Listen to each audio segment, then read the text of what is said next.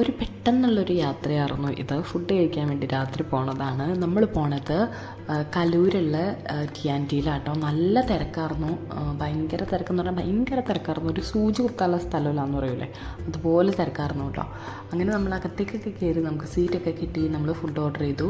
അപ്പോൾ കുഞ്ഞൂസ് ഉറങ്ങാറുന്നു, പെട്ടെന്ന് എണീറ്റു ശബ്ദമൊക്കെ കാരണം. പിന്നെ അവൾ ഉറക്കപ്പിച്ചായതുകൊണ്ട് ഭയങ്കര കരച്ചിൽ കാരണം അവളൊരു സീറ്റ്, കിഡ്സിൻ്റെ സീറ്റില്ലേ, അതിലിരുത്തിയിട്ട് മയോണൈസ് ഇച്ചിരി ഇട്ട് കൊടുത്തു. അത് പകുതിയോളം ഇങ്ങനെ കുറേ നേരം ഇങ്ങനെ കാണിച്ചുകൊണ്ടിരിക്കണുള്ളൂ കേട്ടോ. കുറച്ച് അവൾ കഴിക്കണുള്ളൂ കേട്ടോ. കൂടുതലും കുട്ടികൾക്ക് ഈ വക മയോണൈസ് കൊടുക്കാതിരിക്കാൻ മാക്സിമം ശ്രമിക്കുക. ഇഫക്കുട്ടിയും അതുപോലെ തന്നെ തോണ്ടിക്കൊണ്ടിരിക്കുന്നുണ്ട്. അങ്ങനെ പെട്ടെന്ന് തന്നെ നമ്മുടെ ഫുഡ് എത്തി കേട്ടോ. അധികം താമസിച്ചൊന്നും വന്നില്ല, വേഗം തന്നെ ഫുഡ് എത്തി. ഞാനും ഇഫക്കുട്ടിയും ഷവായയും അതുപോലെ തന്നെ റൊമാലി റൊട്ടിയായിട്ട് ഓർഡർ ചെയ്തത്.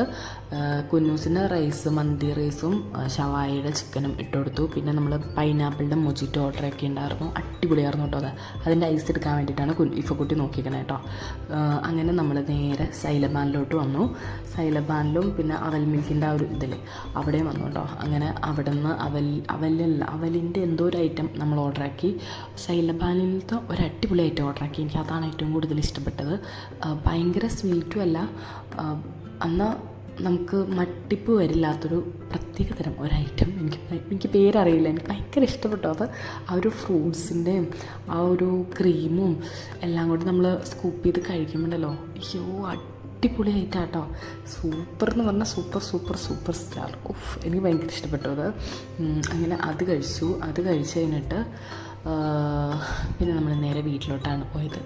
എനിക്കിത് ഭയങ്കരമായിട്ട് ഇഷ്ടപ്പെട്ടു. ആർക്കും ഇഷ്ടപ്പെടാത്ത ആരും ഇഷ്ടപ്പെട്ടു പോണ ഒരു ഐറ്റമായിട്ട് എനിക്ക് തോന്നിയിട്ടോ. അങ്ങനെ നമ്മൾ നേരെ പിന്നെ വീട്ടിലോട്ട് പോന്നു.